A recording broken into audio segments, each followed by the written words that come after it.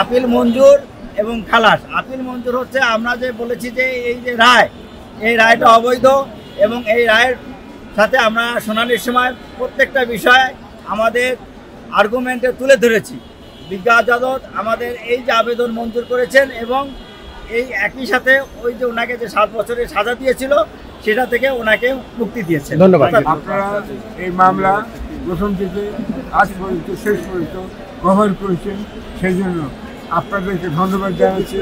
আপনাদের সহকর্মী যারা স্টুডেন্ট হয়েছেন, কর্মকর্তা যারা আছেন, সবাইকে আমি ধন্যবাদ জানাচ্ছি। আন্তরিক ধন্যবাদ জানাচ্ছি। আপনারা শুনেছেন সজীব ওয়াজেদ জয়কে অপহরণ এবং হত্যার চেষ্টা যে মামলা করা হয়েছিল 2016 সালের 16 এপ্রিলে, আজ সেটি রায় হলো। রায় মামলাটি থেকে আমাকে খালাস দেওয়া হয়েছে। একটা তালি দেন আপনার সবাই। রাইট। সুদীর্ঘ 9 বছর পরে সত্য প্রতিষ্ঠিত হয়েছে। আমি আন্তরিক ধন্যবাদ ও প্রশংসা করছি মাননীয় বিচারপতি বৃন্দকে। তারা এটাও পরিষ্কার করলেন এখন বিচার বিভাগ স্বাধীন। ধন্যবাদ বিচার বিভাগকে, ধন্যবাদ প্রধান বিচারপতিকে। তার নেতৃত্বে যে বিচার বিভাগ স্বাধীন হচ্ছে, এটা আমরা মনে করি দেশের জন্য বিরাট কাজ হচ্ছে। আজ আমি বিশেষত ধন্যবাদ জানাতে চাই ম্যাডাম খালেদা জিয়াকে। তালি দেন আপনারা সবাই। আচ্ছা, আজ বিশেষভাবে ধন্যবাদ জানাতে চাই ম্যাডাম খালেদা জিয়াকে, কারণ তিনি বহু সভা সমিতিতে আমার অন্যায় গ্রেফতারের বিরুদ্ধে মুক্তি দাবি করেছিলেন। আমাকে গ্রেফতার করার পর তিনি দেশের আইনজীবীদের আমার পক্ষে দাঁড়াতে আহ্বান জানিয়েছিলেন। এই যে আপনারা সবাই আছেন, পেছনেও আছেন। এই মুহূর্তে আমি স্মরণ করছি প্রয়াত আইনজীবী A.J. মোহাম্মদ আলী এবং প্রয়াত আইনজীবী সানাউল্লাহ মিয়াকে। এদের সঙ্গে নিরলসভাবে কাজ করেন advocate Mohammad Asaduzzaman, advocate Joynul Abedin Mezba, advocate Masud Talukdar, barrister Anwar এখানে আছেন এবং ব্যারিস্টার ফারজানা শারমিন পুতুল, অ্যাডভোকেট রেজাউল করিম। এই ঈদে জামা জুতো অ্যাক্সেসরিজের ডিসকাউন্ট। অ্যাডভোকেট রাজীব আহসান চৌধুরী কোথায় ছিল? পাপ্পু। Advocate Kamruzzaman Sumon, advocate Shakil Ahmed Ripon. তাদের সবাইকে মিলিয়ন ট্রিলিয়ন আমি ধন্যবাদ জানাচ্ছি। আমি কৃতজ্ঞতা প্রকাশ করতে চাই আমার সহধর্মিনী তালিয়া রহমানকে। তিনি এখন লন্ডনের চিকিৎসার অধীনে আছেন। আমার গ্রেফতারের দিন থেকে তার উপর অনেক ঝড় ঝাপটা গেছে। শুধু আমরা আপনাকে দেখছেন, কিন্তু আমার পেছনে আছে আমার স্ত্রী এবং আমার ছেলে, একমাত্র ছেলে। তাকেও ধন্যবাদ জানাতে চাই। তার নাম সুমিত রহমান। সে এখন লেখালেখি করছে।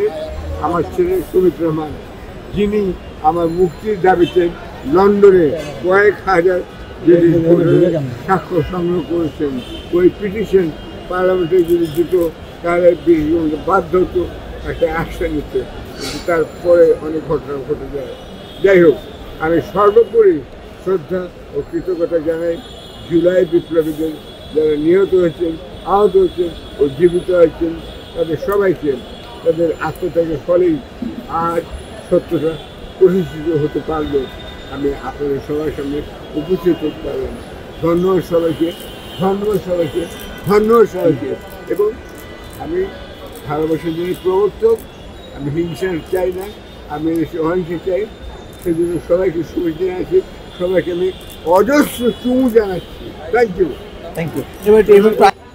এই মামলার মূল ভিকটিম ছিলেন বাংলাদেশের তথাকথিত ওয়ার্ল্ডের বিখ্যাত আইটি ইঞ্জিনিয়ার নাকি সজীব ওয়াজেদ জয়।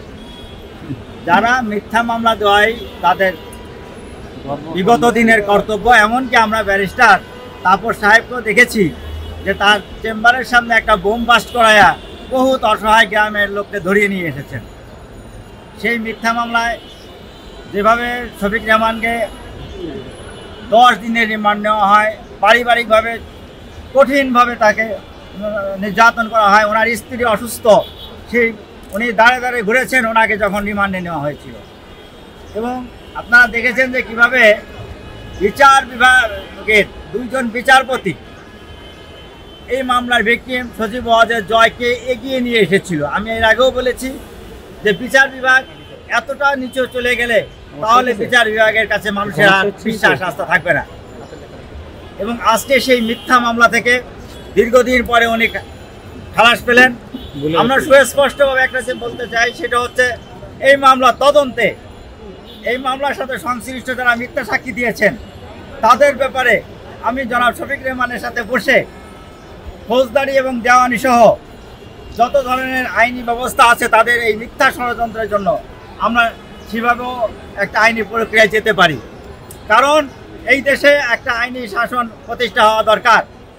আজকে শফিক রহমানের মতো মানুষ এই 89 বছর বয়সে আপনি আপনাদের সামনে দাঁড়িয়েছেন, 90 বছর বয়সে। আজকে সেই মিথ্যা মামলায় মিথ্যা যেই মানে যেভাবে তাকে রিমান্ডে নিয়ে টর্চার করা হয়েছে, শুধু তো উনি না, মাহমুদুর রহমান সাহেবকেও একইভাবে টর্চার করা হয়েছে।